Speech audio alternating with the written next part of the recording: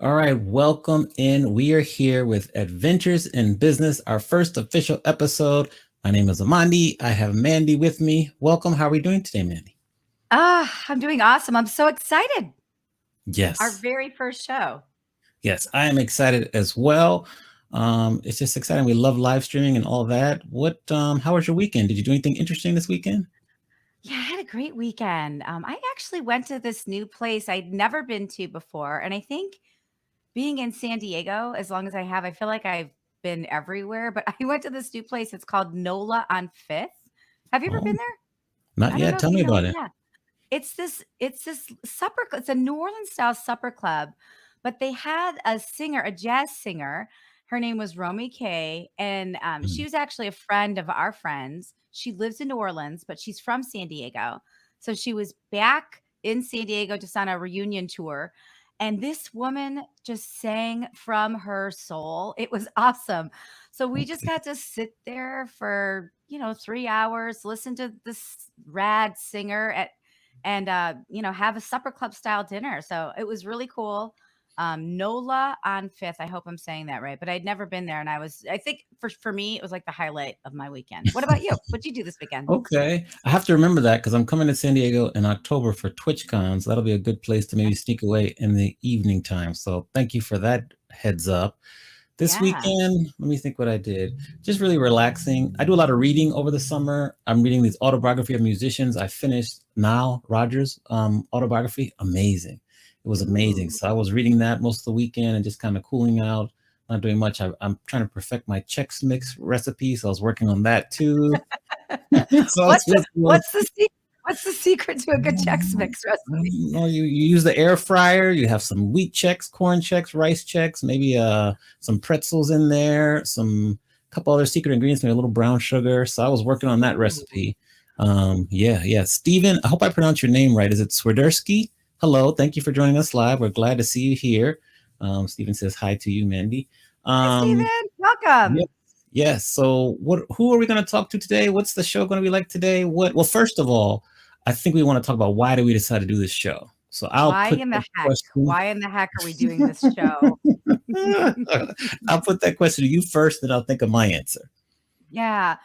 Well, so what you and I did a live streaming LinkedIn live during February because we had our Meeting Professionals International, our trade show, our annual education conference WeCon, weekend. yes, WeCon, And yes. I feel like you and I were the only two souls that volunteered to promote the speakers. We had all these great speakers. We said, let's do a teaser. Let's talk about it once a week. I think somebody said, let's do a live stream. And you and we did it Yeah, once a week. yeah, And yeah, I had so much fun doing that. And I kept thinking, how can I work with Amani again? I mean, yeah. you do live streams all the time. You are such a figure in the convention business. You are an awesome DJ. You're a gamification expert. So I kept thinking, like, how do I work with this guy again? And then a month later, I left. I went away for a month and I went on my book tour. And while I was on Mhm. my book tour, these people kept coming up to me after I would sign something or after I gave a speech, and they were telling me their business stories. And Mhm. some of them were gut wrenching and some of them were hilarious. And I kept thinking, I'm like, do I write this? Do I blog? How do I share these stories? Because I almost felt selfish. Like I felt like, I get to hear these stories and I get to make tweaks to my business based on these really awesome stories people are telling me. But how do I share this? It kind of feels selfish not to tell the world about them. And Right. then I thought, well, maybe we share the stories on a live stream. And then I know I approached you and asked you about it. And I thought, Amani's going to think I'm crazy. Like, we just want to share other people's stories.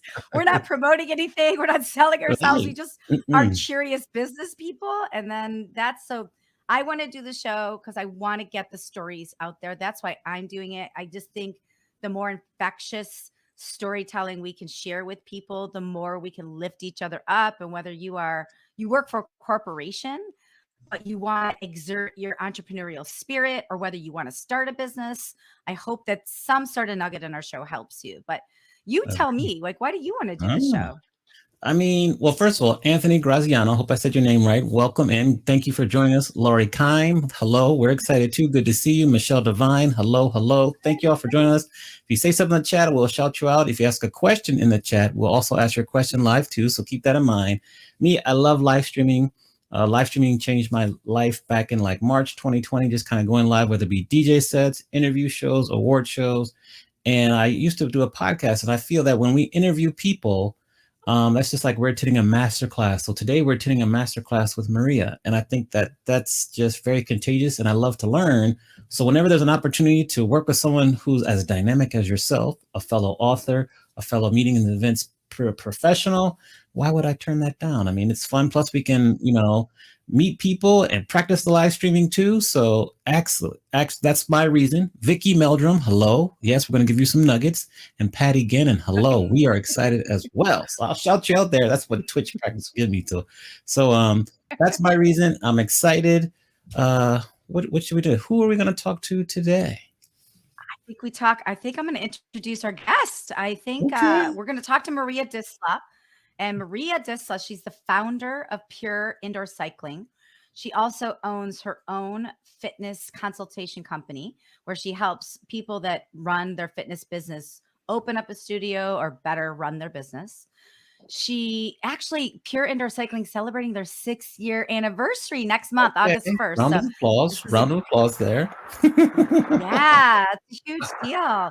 And Maria's just a really creative entrepreneur here in San Diego. She leads the charge in customer service and with how to take care of better customer engagement, social media, all the things. So I wanted to have her on to have her share the nuggets. She's from New York, a tech woman from New York who was not in the fitness business at all, but just decided to open a studio. And so, Maria, welcome. Hi, thank you so much for having me. What an intro. Well, there you go. We give you your flowers while you're here. Excellent intro there. Brian is with us. Our test guest is with us too, chatting. So, yes. We love to kind of let you share some information about yourself, Maria. Maybe, in like 90 seconds or less, some things that weren't in the bio, but you think we would want to know and make you unique. So talk to us and welcome to the show. Thank you. Thank you so much for having me. I'm really excited to chat with you guys and to talk more about Pure and just all the things. And so I'm really excited. And to be your inaugural guest is super, super cool. So I'm very honored and thank you guys. So something that wasn't in the bio. So I am from New York City, but I was actually originally born in the Dominican Republic. So I'm Dominicana originally from the heartland. I moved to San Diego maybe about 9 years ago. And like Mandy said, I was in tech. And I had moved from New York City to LA and met my now fiance when I was in LA. And in coming to San Diego to visit and all that kind of stuff, I kind of realized that there was a need. And that led me to wanting to open a fitness studio, which I'd never done before and had no idea how to do, but kind of somehow figured out. And here we are 6 years later. 6 years later. Jennifer Gale, welcome in. We're glad to see you with us here. Jennifer says she met you, Maria, with Mandy at a cycle event. I'm always a fan of when people move from different areas of the country. I've lived in a lot of different areas. So how would you compare New York to living in LA to living in San Diego? What's the differences there? Yeah, so moving from New York to LA was actually not that difficult of a transition from a work perspective because I was doing the same job for the tech company that I had been doing before. I was a senior account manager, so I had to deal a lot with brands and all the agencies we worked with and all that kind of stuff. The clients changed, so that was kind of cool. When I moved to LA, I got to experience like the Oscars, going to them in person, and I got to go be on the lot and go to movie premieres and that kind of stuff. So that was very cool. The traffic is a huge difference. Yes. For sure. But I think the mentality from New York to LA was somewhat similar from a business perspective. And then when I moved to San Diego, I really noticed a huge difference in terms of how people work and the pace at which people work. I think that definitely took me a minute to get used to. I still think I'm probably the fastest walker in all of downtown San Diego sidewalks because I can't help it. I'm just a naturally fast talker, fast walker. So that was definitely something I had to get used to. I think the pacing here of things. Things get done, but just at a different pace. And it's actually been very refreshing and kind of nice to transition into that. So now when I go back to New York, I feel like I'm the slowest walker. Yes. It's funny. I was wondering, like, how did you go from tech to fitness, and what made you want to open the studio? Was there a need for it here that you didn't find, or what made you decide to jump from one to the other like that? I think for me, I had been in the job and for the company, I was like the ninth employee, and we had grown to, at the time that I was there, to about 300 employees in multiple offices. So the company had grown really fast and really big really quickly. So I think I just got burnt out, and I'm a person who goes, 120% into everything they do. I really try to exhaust all avenues. When I do something, I do it all the way. And so I think for me, I got a little bit burnt out and in looking for something different. When I came to San Diego, I couldn't find a studio that was close enough for me to walk to. And obviously, like after living in LA, I was like, I don't want to have to drive unless it's absolutely necessary. Hmm. And so when Zero I was commute. yeah, like I would love to be able to walk, work, and live all in the same space. It's just, as a New Yorker, that's kind of how you're brought up. And so when I went to look for spaces, I couldn't find something that was close enough and also that kind of fit what I was looking for. Like, I think just something that was really welcoming, not to say that places weren't welcoming, but just welcoming, diverse, and just kind of like experience focused versus just the time you're in the physical class. I think that's what I was kind of looking for that I had in New York and LA that I hadn't found yet in specifically in San Diego. Mhm. I think, speaking of your space, I think we all have our own, when I first started my business stories, right? But I want to go back to before you even opened the doors to your spin studio, because I think your story about how you found your space and how you beat out all these people to get this space. I think there's a lot of lessons we can all get from that, where sometimes you're up against the big giant. And if you're just a little more prepared and a little more creative, you can beat the competition. So, can you tell us the story about how you found your space, what you did to win over everybody, and just the general vibe of your space? Yeah, it's crazy that it's now been like over 7 years since that happened, because obviously, Studio Six, but pre-opening and all that kind of stuff was a long process. I was actually having lunch with a friend who's my broker, and looking for spaces. I had a business plan, I had funding, all that kind of stuff, but I hadn't yet found a space because I think I was at number 19 or 20th. We'd already seen, and I just was like, I cannot find something that ticks all my boxes, that kind of gives you that live work sort of like vibe around. It's walkable, all those kinds of things, open, and very clean aesthetic. And so I was having lunch with him after we just looked at our 20th something place. And he was mentioning that he had seen that something was maybe coming on the market or maybe not, but it was through a friend, mutual connection of his that he knew from college. And so he was like, I put feelers out there, I sent an email. I haven't heard back yet, but who knows? It may not turn out into anything. Literally 5 minutes later, while we're at that lunch, he gets a call from the guy who, it was a mutual friend from college.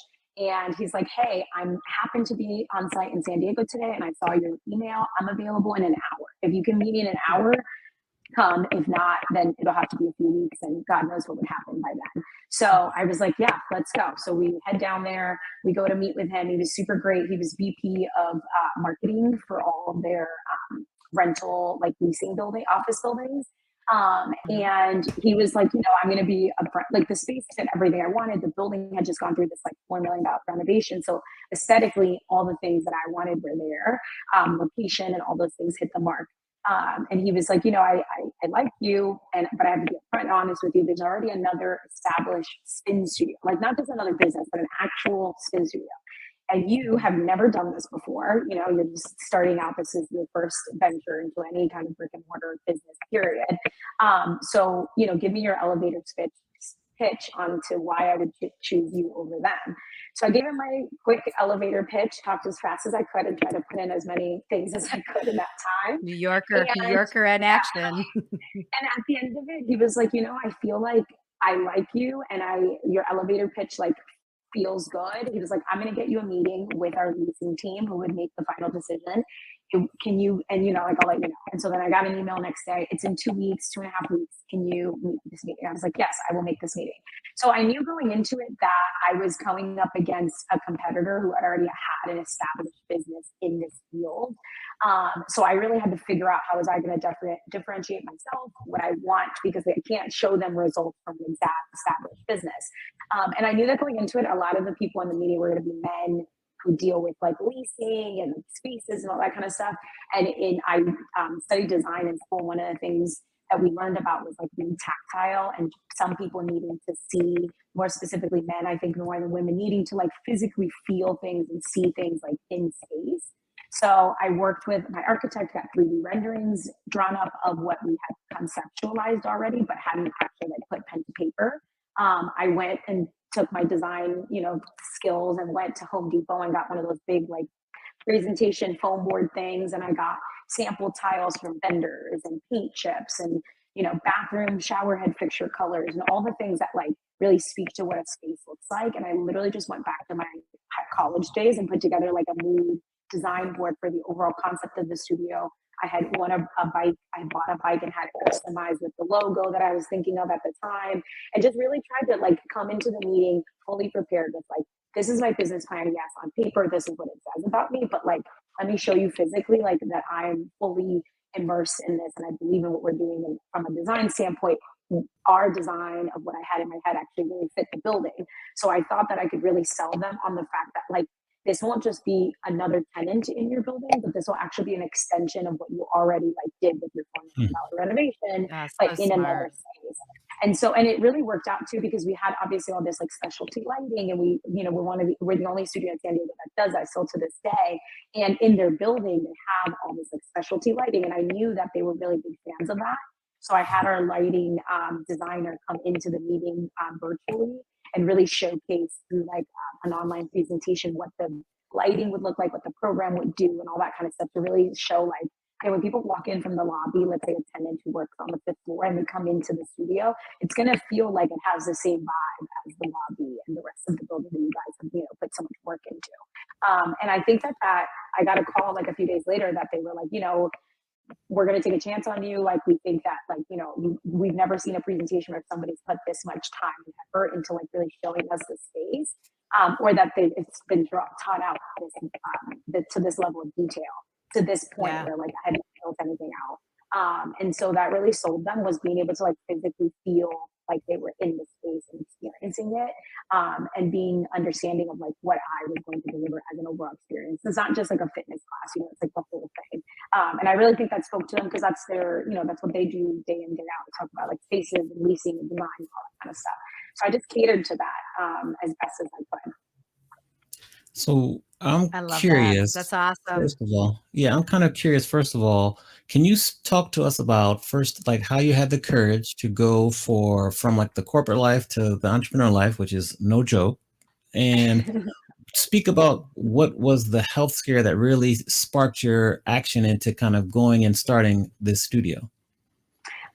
So when I was still in New York, I had developed it's called pericarditis. It's a condition with your heart. It's acute. You kind of develop it after having some sort of like viral infection, things like that. And then it's exacerbated and made worse by stress. And I was working, I want to say like 90 hours a week. I mean, we're in tech, everything moves really fast. It's like you go in at 7, but you're staying there till 9. Yes, you get like lunch, and your rides are paid for and all that kind of stuff, but you're there literally all day, and you eat, breathe, and sleep it 24/7, especially working in like social media space as well. Like it never turns off. So I think for me, that, because I'm always all in, I think that like having that level of stress brought on this condition, and it kind of made me really, at the age of, I was 26 at the time, my doctor was like, so I've never had someone this young come to me with this condition before. Like, most people that I see that develop this are like well into their late 40s and their 50s, and it's brought on by stress from their work and all this kind of stuff, and they're like, you're only 26, so like this is not a good sign for where you're headed down the line. So I think I had to make a really big decision on, yes, it's scary to leave something that you're comfortable, that you're good at. Obviously, like, everybody wants to be good at their job, and I really did enjoy it. But at the end of the day, I realized it wasn't the best avenue for me and my skill sets. And I think that I really thought about like long term what I wanted my, my mark to be on the world. And I think for me, it's always been about like leaving something behind and touching people in a way that is good and not just, developing tech that sells them things online. Like that's great too, but I think there's more to do. And that kind of led me through that fear. Like, yes, was I scared almost literally every day? And I think every time I got an email from the contractor, I would panic because I was like, oh my God, something's going to go so wrong. We're not going to be able to keep moving forward. But I think there's something to be said about like having a true passion for something and being able to like have that passion get you through those moments that are really tough and really scary, because there's just no way, those are inevitable when you transition into the entrepreneurship when you're doing a business.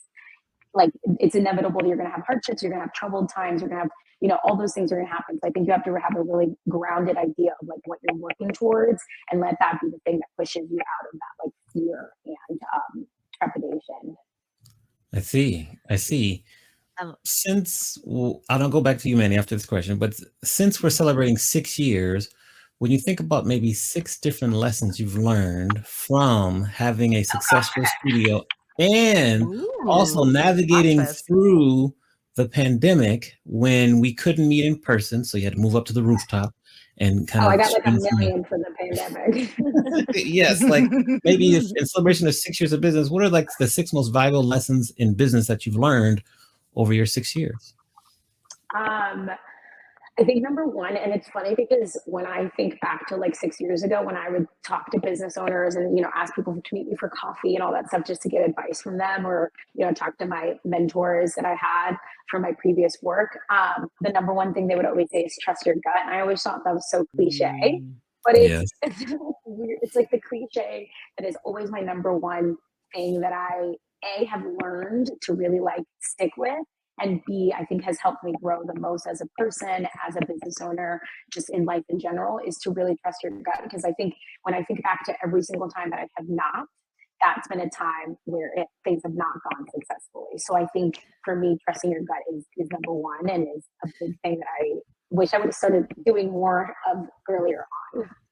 Maria, I got to tell you, and I want to hear the other 5, but literally I'm looking over to the right of my bulletin board. My mom wrote this note that says, trust your gut. It is the most valuable GPS you have. And I live by that in business. So I'm so happy that's your number one, because I think that's a really good, that's, it's looking crazy. at it right now. Like it's definitely like one of those ones where back, 6 years ago, I was like, oh, that's so cliche, like whatever. And now I'm like, no, it's true. Truth. Yeah, I think number two is I think vulnerability is a skill that I don't think I had 6 years ago, 7 years ago. Even in my prior profession, I had to manage people, like a pretty decent sized team. But being in tech and things being remote and working like online, I feel like you move a little bit quickly. And so there's not as much time for one-on-one connection with your team members and all that kind of stuff. So I think being vulnerable and open to communication amongst your team is something that I think has been a valuable lesson for me, and I think has been helpful in growing and continuing to develop the business and the studio as a whole, which is something that I would not have thought about because I just didn't think that was like a business thing. But I actually think it's been a huge part and a lesson that I definitely take with me all the time. So be more vulnerable and open to communication, even amongst your own team. Okay, let's see. Okay, I'm going to give you a pandemic one because I feel like we did a lot during the pandemic. Yes, you did. I think moving quickly, and what is the saying that they used to say when I worked in tech? It was like, move fast and break things. Because I think a lot of the times, especially when you're going into something unknown, you have a lot of hesitation. You almost like overthink. And there comes a point where you overthink to the point where you stop yourself from doing something that might be beneficial to you. Granted, it might not work out, but I think at the end of the day, moving quickly was something that allowed us during the pandemic to really like stay on top of things because things were moving really quickly. So we had to react really quickly, And I think that leads me into my like next one, which is like understanding and threading your purpose of your business through every decision you make. So before I make any kind of decision, whether it's a monetary one, whether it's something to do operationally, logistically, whatever it is, I always think back, like, is this serving the purpose of this studio, right? Like, what is our purpose, number one, but then also is what I'm about to do, the decision I'm about to make, how is that impacting or pushing that purpose more forward? I think that was, is that 5? That's 4. That's 4. That's 4. But yeah, that's a good one for life, though. Thread your purpose. Thread your purpose. Yes. I love that. No, and I think it goes into, like, I think about it honestly before I make every decision is like, does that serve that purpose? And it helps answer a lot of questions that maybe I'm doubting my own gut in. Okay, so 5, I would say, like, understand who your team is and like what their wants and needs are. Because I think for me, especially running like a fitness business, who we have on our team is so crucial and key. And I think without them, we wouldn't be able to do what we do. And so I think understanding and trusting them is just like one of the things I've learned. And to just almost like relinquish control. Because I think a lot of entrepreneurs are a little bit of control freaks, I think, in my mind. We like to like kind of like, you know, have our hands in there a little bit. So I think being able to trust your team, understand them, and allowing that to let you relinquish a little bit of control is key, I think, to also like preventing yourself from being overworked and overthinking and all those things. And I think the last one, honestly, is like also kind of a pandemic lesson, is that like you need a lot less to do what you set out to do than you actually think you do. Like obviously our space is beautiful and our lights are really cool, and like, you know, the physical space of it all is really, really awesome. I'm really proud of what we built there. But I think at the end of the day, during the pandemic, I learned that literally you could be in a garage, it's raining outside, or under a tent where like the winds are going crazy, and still deliver on your purpose. Because I learned during the pandemic that like what we were delivering on was much more than just the physical part of it. Like what we were delivering on the most, I think that what people really connect to the most, and what like drove us through the pandemic, was the like connection emotionally that we've made with people. And like you can do that anywhere, right? Like you can do that through a screen. You can do that, because at first I was like, oh my gosh, it's gonna be really hard to deliver what you're so used to in person, but through a screen. But then I was like, we can teach that. We can teach people to make their movements bigger, or how to be on camera. You know what I mean? And so I think understanding that when we were, our true purpose, what we were truly delivering and what people connected to the most, was not actually physical. It was actually like a little bit more emotional, a little bit less in the real world kind of thing. Awesome. Great. 6 lessons. Wow. I love it. We wrote them down too. I was scribbling feverishly. Were you, Amani? We're going to have to wrap at the end and pick our favorites. That was great. Yes, I got my note card right here. Yeah. Yeah, I got mine right here too. Well, I want to build on that, because you said something about, you know, delivering an experience and building a community. And Maria, I think that is something you do so well, is just build that loyalty and build that community. Yeah, with your customers. And the fitness industry, I think I read somewhere, it's a $34 billion industry. It's growing exponentially, and it's a flooded marketplace. It's really busy. And in tandem, customers were fickle and people aren't loyal anymore, right? And so, you do such a good job at recognizing new writers and provoking existing writers to come back, and then celebrating those long-term writers. So I'm just curious, like, can you share some of those specific tactics that you do just to keep people coming back for more and keep people loyal, keep customers loyal? I think when it comes to fitness, like one of the main drivers for me, and like as a person, and I still till this day, I'm like, I don't consider that I like look like a fitness person, right? Like I have this tech background, like I'm from corporate America, so I wasn't like an instructor, right? When I started all of this. And one of the things when I go to fitness studios, and before I opened here, when I would go to studios, I would always think about what the general like experience was when I would walk through the door. Do I feel welcome? Do they acknowledge me when I walk in? Do people in the space like see me, right? Or are they just looking past me and kind of like going through the motions to get on to the next thing?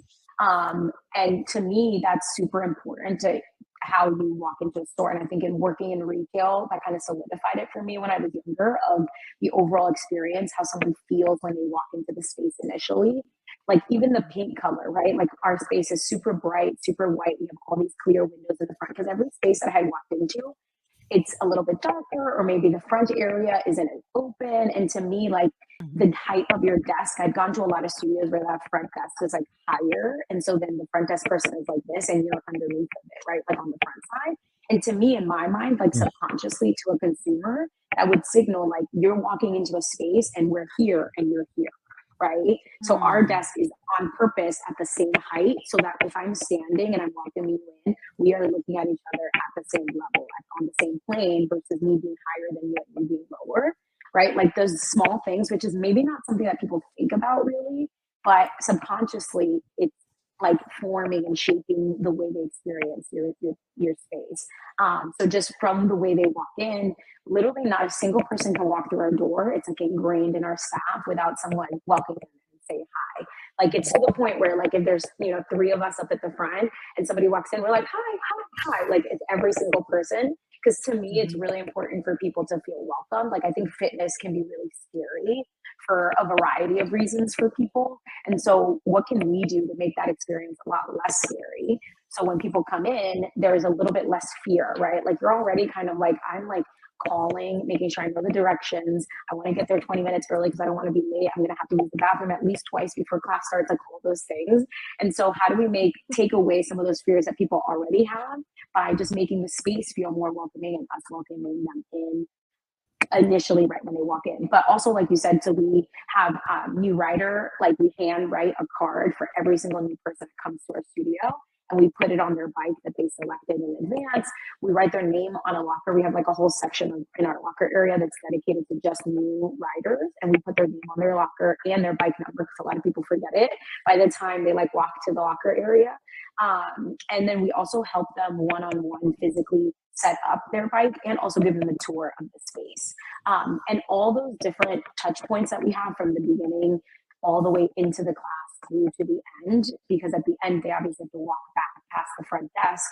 So it's that our point then to check in with them again. And obviously like they've already had a connection with the front desk person because they walked them in, they gave them a tour, they walked them into the room, helped them set up their bike, all that stuff. That whole process is like one, A, to make people feel welcomed, and B, it's like if you're more educated on where things are in our studio and how to ride the bike properly and set yourself up, you're more likely to return, because that just makes you feel like you're already kind of like ahead of the curve. You already know what you're doing just after one class, right? So if it was that great of an experience just after one, imagine what it could be like 2 or 3 or 4, you know, that sort of thing. So that overall, like from the beginning, the minute someone walks in all the way through to the end, that whole idea of like welcoming, let's like make sure you know what you're doing, and like understanding that we're like here to help you, connection kind of thing all the way rolled through. I love that. And then going back to the longtime writers, right? I was in one of your classes where, and could you tell the story where I think it was somebody's 200th was moving away? Yeah, that or the 200. It was somebody was moving, or the 200th ride. I was in those 2 classes, and I was like, how is she remembering this? This is amazing. So our system like tracks when people, you know, how many classes someone has taken, all that kind of stuff. And then our studio management team goes through and checks like, oh, somebody's going to hit their 200th class tomorrow and they're riding it tomorrow at 4:45 p.m., let's say. So then in our system, we can write little notes, and it says, you know, Mandy's hitting her 200th class with in this class, and we can write the note in. We have handwritten cards. We have like a whole milestone sort of like rewards program. So if you hit 100 classes, you get, you know, a $5 gift card. If you hit 200 classes, you get, you know, a free water bottle and hat. You hit 500, you get a free month on your membership kind of thing. So we have all these different milestone markers, because milestones specifically when tied to fitness experience are really like helpful for people to have those like markers and to be able to like see their progress over time, right? Like I started here, maybe I was afraid the very first time, and now I'm up to my 50th class or 100th class, you know what I mean? So we really try to celebrate those moments, both the big and the small, because I think it really helps people connect with like the work that they're doing in the classes and make it more enjoyable, because they can see themselves like growing and building those milestones over time. But the other story, the other class we were in, it was a rider who had been a longtime rider of ours. And he actually started riding during the pandemic when we opened outdoors. And he just like loved it so much. He was literally coming every single day. And he had made a really big impact on our just community overall. Like every time he walked into a class, he would say hi to people. And like, he was just a really friendly, like nice, generally nice person. And so I think all of the staff and a lot of the riders that he rode with a lot really connected with him. And so during his very last class, he ended up taking my class as his last class. And so we got him a cupcake and like brought him onto the podium and he took my bike and we had balloons for him. And we just kind of gave him a moment to say thank you, because I think a lot of the times when people go to a fitness class, they see the instructor and there's like a wall between the two of them. But I think the way we teach and the way we do things at our studio is there's like a real, like, the bar is down, we're really connecting with each other. It's not like I'm here and you're over there. It's like we kind of all do this together. And I think he really embodied that. And like, it's like my ideal, like, of how a customer to business relationship should be. And so I just was really like, sad to see him go, because you could sense him when he walked into the studio. And so for me, it's important. Just because he's moving doesn't mean that he doesn't have a connection with our studio, right? Like, it doesn't mean he doesn't still make an impact on our community. So it's important, I think, to highlight and congratulate and celebrate like returning and existing customers, even customers who might not be your customers right now, because maybe where he's moving to, somebody's moving to San Diego and he tells them about us, right? And that helps us, kind of thing. So Yeah, and I think the business lesson in that I took away was like, here's this owner. She's got a customer going away. Most owners are like, okay, c'est la vie. They don't invest in the customers that are going away. And you invested in time. I think there were sparklers. And I thought, this is a great business lesson. Invest in the customers that were loyal to you, even if they're going away. Because for me, I didn't know him at all, but I was in that class and I felt lucky to be a part of that community. And I felt even further cemented and loyal to your business because of how you treated somebody else too. So I just thought that was awesome. I think when it comes to all of the milestones and all of the things we do to celebrate people, I think it just goes back to like, we really do genuinely care, and like we put that out there. And I think that then attracts other people to be like, oh wow, this place actually like follows through on their purpose and their, ethos and all those sort of things. Yeah. Amazing. Awesome. So we got a couple of questions from the audience. Please, if you're tuning in live, feel free to ask questions there. So Vicky Meldrum says, you have a very specific point of view and thought process for your brand, which is amazing.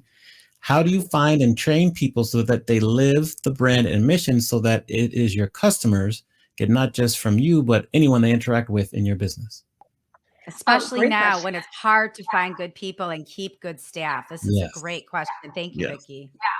I think one of the things that I like to do when we hire people is, one, we actually end up getting a lot of people who rode at the studio, and let's say we're looking to hire and we post on social media, come in and ask questions, because obviously someone actually just told me the other day, are you hiring? And we weren't at the time. And I was like, oh no. And they're like, oh, this just seems like such a great place to work, because when I come here, your staff looks happy. And to me, that signals that like the environment that they're working in is good.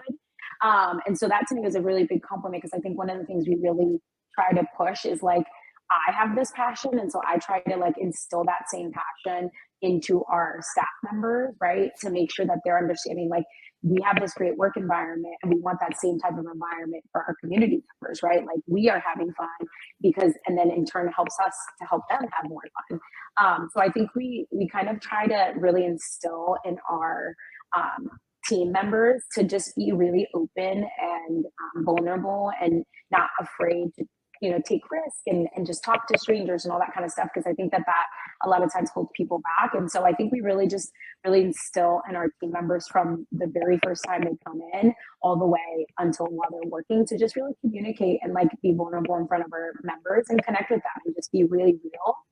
And obviously they have to be friendly, and we have like, I'm like a big sucker for manuals. And so we try to train people to like anticipate the questions and just have the information ready and to make the experience for the customer like the best they can. And then we reward them for that. And I think that is really key to why we've been able to keep, our team for so long, and why they're able to continue that like experience process, even when I'm not there. I mean, I only go in twice a week now, or if I have to go in for a special event, and it's still running to the same level. Like, our team really does care, I think, because they had the same experience when they came to see us. And so they want to kind of like reciprocate that and continue to pass that on. Interesting. Very interesting. Okay, we have another audience question. Laurie Kime, thank you for asking this question. Laurie says, what's one thing you would do differently from the beginning if you had the opportunity? Ooh, good question. Yes. Good question. It's really random. It doesn't like probably people would be like, that doesn't apply to me, but I think it applies to me, is really pushing to have in laundry in our building because it's actually such a pain when you have to deal with like logistical things like that, with like just literally getting towels delivered and laundered and all that kind of stuff. There's a place nearby, so it's not too bad, but it would be really nice to be able to kind of control another process within our day-to-day operations. So that would be for me something that I would really, really do differently and really push for the building to allow us to have that in during the construction phase. Interesting. Interesting. Yeah. Okay, I want to take a quick little left turn. I understand that you're a DJ and you like to spin and DJ out. So I have a bunch of questions because I'm a professional DJ myself. So my first question is two parts. First, if you're coming up in Padre Stadium and you're coming up to bat, what song is playing as you walk up to bat? And then the second part is tell us about your DJ career, what equipment you use, what events have you been, and what's been your most memorable DJ experience? Okay, so the first question is anything by Beyonce. I am obsessed, literally obsessed. So anything by Beyonce, I will come out and I think I would bat homer. Like, I think it would really get me ready to go. So I think in terms of like most memorable events, I use Tractor, and I don't necessarily call myself a professional. I ended up actually starting to DJ just because I wanted to take a class. I had a friend who was a DJ. So he gave me we did demo classes and all that kind of stuff. I bought my Tractor equipment, the software on your computer, all that kind of stuff. And I just really love music. Obviously, that's what I do.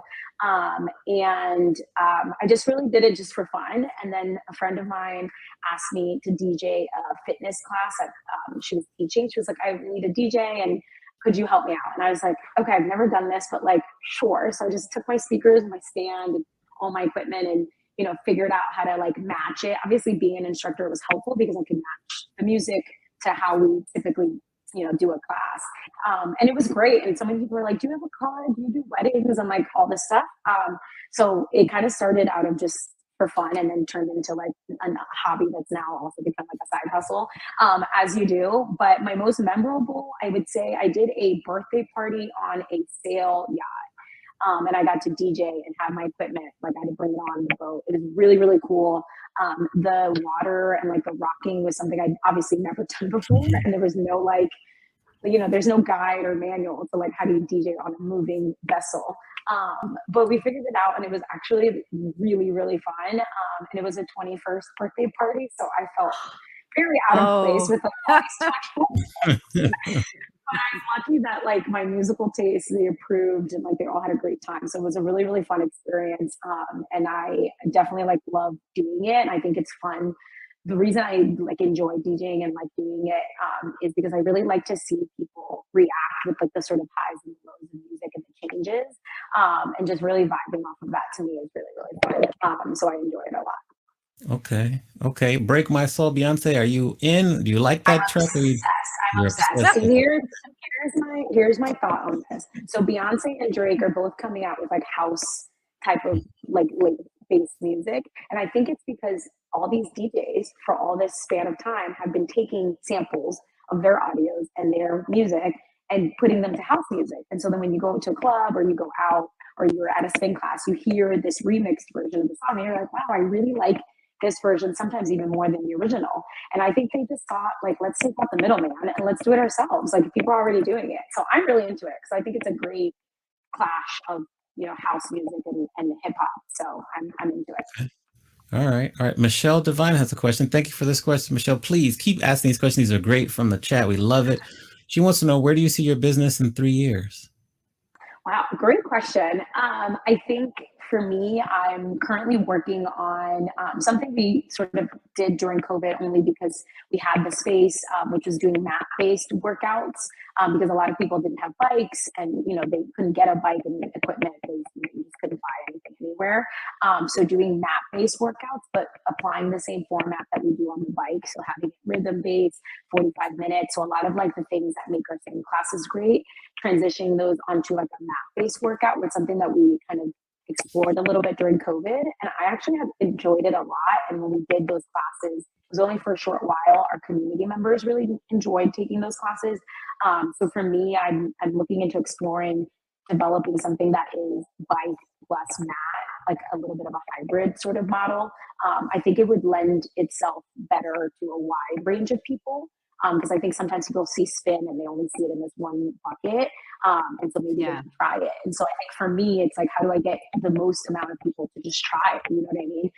So I think finding a way to bridge that gap between maybe what people are comfortable with or what they're used to, and then adding the spin component in our own way, I think is really exciting and something that I'm really excited to explore and hopefully bring into the physical space. Maybe that means, having an expansion of a space or moving or creating a second location, that sort of thing. Yeah. Interesting. Okay. I want to do that on the mat. That sounds fun. Count me in. Count me in for that. I want to, yeah, it sounds fun. I'm going to take an even further left turn really quick because I know we're wrapping up in a little bit, but I'm curious because I know it's the Achilles heel, right? For so many businesses is social media of what do I post? When do I post? What social channels do I use? Followers? Do I use videos? Do I do story? Is Facebook in or out? Do we like TikTok? All these things, right? So I think you are so strong on social media. Maria Spins, right? And if you guys don't follow her, you have to follow Maria_spins on Instagram and then Pure Indoor Cycling. Both channels are entertaining and educational. They're awesome. But I'm just curious from a strategy standpoint, can you just share some tactics for other entrepreneurs or just business people out there that you use in your business? And even if you have tools too, I think you said you have some scheduling tools. Yeah. Oh my gosh. How you're using social media. Yeah. I think in terms of determining which platform you think works best for your business, I think you have to think about like who your consumer is and where they're spending their time. I literally every single day read a blog about social media. Like I actually find it really entertaining because it's what I used to do prior to this. So my prior job was in that field. So I think you have to really understand where your consumer is, like where they're spending their time on their phones. And that's based on knowing your customer. So I think for us, like we primarily focus on Instagram and a little bit of Facebook. TikTok is like, yes, it's there. We have a lot of people who consume TikTok, but they don't necessarily like convert from TikTok, right? Because of where our demographic fits and all that kind of stuff. So we don't have a TikTok account. We don't have a Twitter because it just doesn't fit. I think at the beginning I tried every single app, and then where I saw the most sort of traction is what I steered towards. But I think because I used to work in social media and I am really like interested in it as like just like a, knowledge thing. I really think about like, how are people engaging on the platform? And I think for us, it's being like the same conversational sort of like format that we have when people walk into our space. We try to just replicate that on social media. So I remember way back in the day, like when I was like sitting down, writing out my business plan, writing out my marketing plan, all that kind of stuff, really sitting down and walking myself through like, okay, if Pure was a person and they had an Instagram, what would that look like? How would they talk to people? Would they use emojis or would they not use emojis, right? Because there are some brands and I'm like, it doesn't make any sense for like the World Health Organization to use emojis. Like that doesn't seem like something they would do, right? So I think really thinking about like who your brand is and what that consumer is, what they look like, will tell you a lot about how you should use these platforms. I think for me too, is like staying on top of trends, is like every day there's a new trend, every day things change. And like the things that don't change are that like, this is a great platform for video. It's a great platform to connect. And it's a great platform to, really like resell and convert people, right? Because you can click directly into things. And I think the platforms have made it a little bit easier for businesses to do that. But I think staying on top of trends is something that I would definitely like highly recommend people do. And there's a lot of blogs, like I read Later and Blogspot and a bunch of other blogs on there that have blog tips and like sort of like new and up and coming trends. And so I tend to read those and try to see which ones apply the most to my business. There's some that don't apply, and so I just don't try them because I'm like, that doesn't fit. I think that's another thing when you're thinking about social media as a whole is like something might not fit your brand, and that's totally okay. You don't have to do that. If I would say like 3 tips on Instagram for anyone right now is reels. Like literally everything should be a reel. Mhm. So Like a it's just post like, should be a reel, a story should be a reel, just all the reels. And like a time limit, you have like a suggestion for timing on it? I would say coming from an ad perspective, just thinking of like that mindset, you have to hook people in the first 3 seconds. So the shorter, right? Like anytime that I do something that's like 8 seconds, to me, that's like ideal timing, right? Like, so I try to keep things under 30 seconds is like my maximum because nobody has more than 30-second attention span on Instagram. So like just steer clear of that. But I think you have to really think about hooking people in the first 3 seconds of the video. And it's got to be something that like is either like a quick transition or like something that really like catches people's attention, and you only have 3 seconds to do that. There's a lot of apps that I use to help me do all those things, because I think the other thing that, actually going back to my 6th lesson, this is a bonus lesson on top of those 6, is understanding your weaknesses and your strengths and figuring out your weaknesses, what things help you do those better, or is it someone else that does it better? Use that person versus you trying to figure it out yourself, because you'll ultimately lose more time versus gaining something. So I obviously like have to edit all the videos. I do all the social media and all that stuff. So I use as many apps as possible out there that'll do the job for me. So I use one for Reels. It's called Video Leap, Leap. And it literally has templates of reels that are already out there and trending because the app does all the work for you. And all you have to do is take your images or your video and literally load them in, and it, just creates the reel for you with the music and everything, and then you can download it and post it right to your social media. So I use that one a lot. I use an app called Splice, like Slice but with a P. That one's also really great just for video editing and sort of like try to stay on trend. But who has time to sit on Final Cut for like hours editing a video, right? So a lot of these apps make the job a lot easier for you. It's just more about figuring out like what works for you and what kind of content you have. I use Canva and Planoly a lot as well. Canva for just generating, flyers and social media, like marketing type of content. And then Planoly to actually like plan and execute on our social media strategy. Because I think the other thing that people do is they kind of just forget about it. But I really utilize it as a sort of like launching pad, because it does help me to understand where are people connecting with, like really, really quickly in real time. And then that way I can like make decisions on other things that we're doing based off of that. So I kind of use it as like a testing ground to kind of see like, where are people connecting with this instructor, or is it this type of theme class, or is it this type of promotion? You know what I mean? And I can really test it on there and then roll it out through email marketing and other channels. So I think really having an overall strategy and using apps like Planoly to help you plan those out. That way you're not having to like think about it last minute and you're like, oh my gosh, I should post something. And then you just post like whatever without any really thought process behind it. So those would be like my main sort of like tips for people. So in the app you mentioned was Video Leak, Leak? Video Leap with a P. Leap with a P. Okay, awesome. Yeah, we have another. We have another, and I'll pull it up while we're doing this. We have another question from the audience, but also before I ask you the audience question, I know that you have a business book club. And so if you're going to think about maybe 2 or 3 books you'd recommend people who are kind of in the space we're in, that they should stop what they're doing right now and start to read them immediately, what 2 or 3 books come to mind? Well, I have to say Mandy's Sales Tales, because it's actually a really great book. Yeah, okay. I really liked it.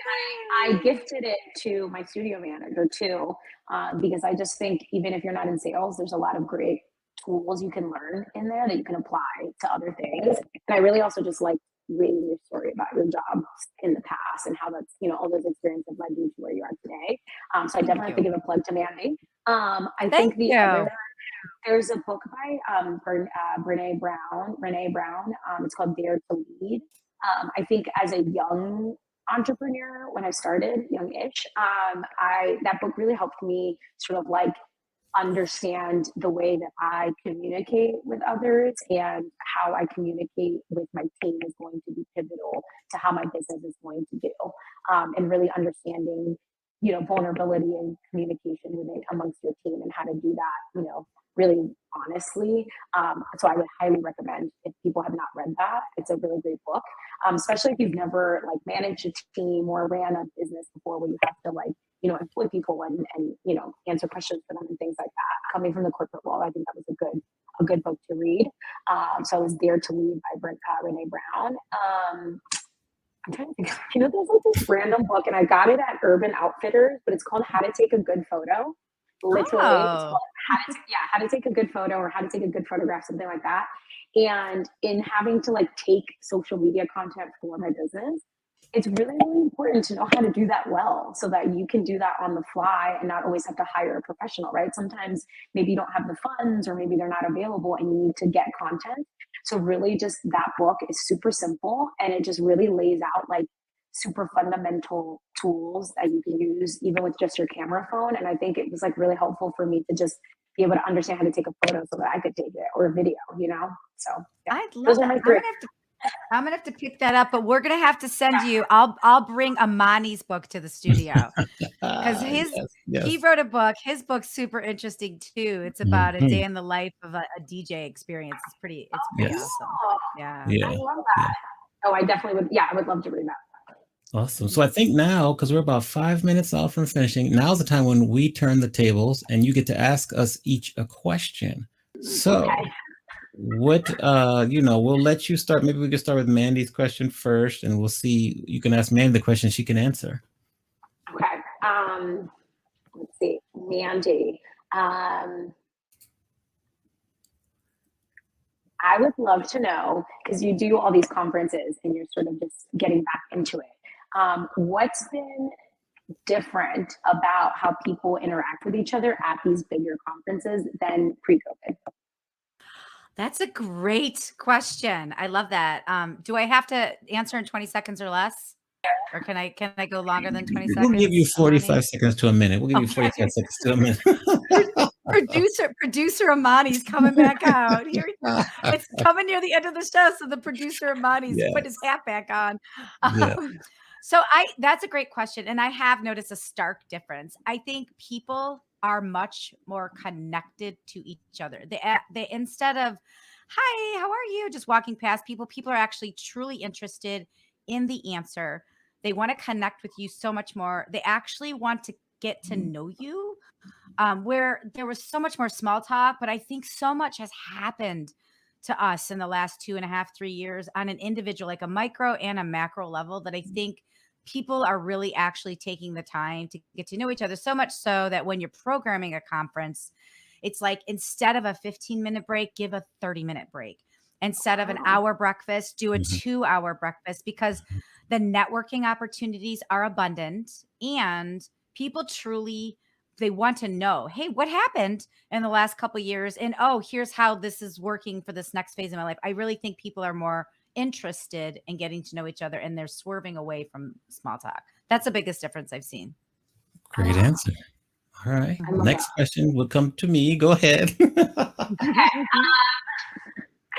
Okay.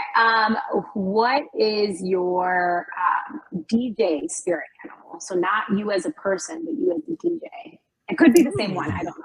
I'm assuming maybe it's two different vibes. So DJ spirit animal. I'm trying to think of a type of dog that would run long distances, because I do like a lot of long sets, and so I'm going to go up and down and over and take different journeys. But a dog that like a hunting dog that's like will kind of can go and run for hours at a time. So I don't know what kind of dog would that be. I don't want to say a greyhound, because that's a speed dog, but like long distances, maybe like a mountain dog, maybe, because they have to travel. Yeah, like they have to travel. Or a mountain lion. Let's go with the mountain lion. That would be like my DJs, because we battle at sometimes. We have to go over long distances. We have to kind of find our own prey. So that would be kind of my spirit animal as a DJ. Great question. No one's ever asked me that before. Ooh, endurance dog. We've got to find endurance dog. Yeah. And Jamie, how do you pronounce your last name? It's Hsia. We see you in the chat. So thank you for complimenting Mandy's book. And then I want to get you a final question from the audience before we close off. So Vicky Meldrum asked another question. It's probably a pretty simple answer for you, but did you build proprietary software for Pure for the member tracking you spoke of, or do you use an existing fitness platform? So we initially used an existing platform, but then I worked with a tech company to develop our own software with the goal of maybe eventually selling that software, testing it out on our end, and then maybe becoming like a software that other studios could then use. Awesome. Great. Great Mandy, question. I didn't know that. Yeah. I'll let you kind of close off, Mandy, and then we'll kind of end the show. So over to you, Mandy. How do you want to let us leave? I mean, I just want to say, well, a couple things. Number one, endurance dog might be my new favorite, new favorite moniker. Thank you, Maria Amani. That may be what I call you. I didn't know, I love that you said if you had Beyonce when you're up at the plate, you would bat homers. That was great. And I think your 6 lessons, I think we'll probably put this up when we show the replay, but I think the 6 lessons are awesome. And my favorite lesson was thread your purpose that you said. And I think we all can do that. Let's wake up with a different intention to thread our purpose through our business. It's not always about the dollars and cents. So I really appreciated that. And, Maria, thank you for being here. If people want to get in touch with you, if they want to take a spin class, if they want you to do their 21st birthday party for you being their DJ, how can people get in touch with you? So you can find me on Instagram, Maria_spins. You can also visit purestudio.com if you're ever in San Diego. First class is free if you're a resident. So definitely come check us out. Check us out online. Instagram for Pure is PureStudioSD. So you can find us on Instagram and just on purestudio.com. Awesome. We put your Instagram up during the broadcast. So this is it right here. So there you are. And then we'll share your website too. But yes, just awesome. I think for me, my favorite lesson you shared was just move quickly. Move quickly. That's a common lesson. So I think that's very accurate because a lot of times we procrastinate and that gets in our way. So that would be my. I think second guess too. Sometimes you have to just kind of like go with it, and versus like continuing to try to figure out every outcome before you even just move forward. Yeah. Great. Well, we'll give you a round of applause and then we'll go back and we'll bid people adieu. So thank you again. It's been a pleasure and we'll stay in touch with you. Guys, thank you so much for having me. Thanks, Maria. All right, Mandy, you want to tell us what's coming up next in the next few weeks? Yeah, so we have another show coming up August 15th. Same time, same sandbox, 1 p.m. Pacific Standard Time and 4 p.m. Eastern Standard Time. And our guest is the founder of a company called Fit City Adventures. You'd think we were a wellness podcast with all of our fit founders, but her name is Angela Minardi, and she is awesome. She's really big in the meetings and the conference industries, but she actually helps teams with outdoor events. So if you want to you want to coordinate a 5K, if you want to do a fun, amazing race type thing. It can be, low level to high level experience in terms of, the fitness levels of the groups, but she does fitness adventures for corporations, just for team building or for your meetings or conferences. And it's Fit City Adventures. And she's got a bunch of interesting stories too. I think she also has a haunted house that I'd like to talk to her about too. So Angela Minardi is August 15th at 1 p.m. Pacific Standard Time. August 15th. Seth Springman, thank you for tuning in. We appreciate that. Craig Charn, hope I pronounced your last name right. Thank you very much for tuning in. Great episode, Manny. Thank you very much. I'm excited for August 15th. And until we meet then, stay safe and can't wait for episode number 2. Enjoy your adventures in business. Right. See you soon. Take care, everyone. Round of applause.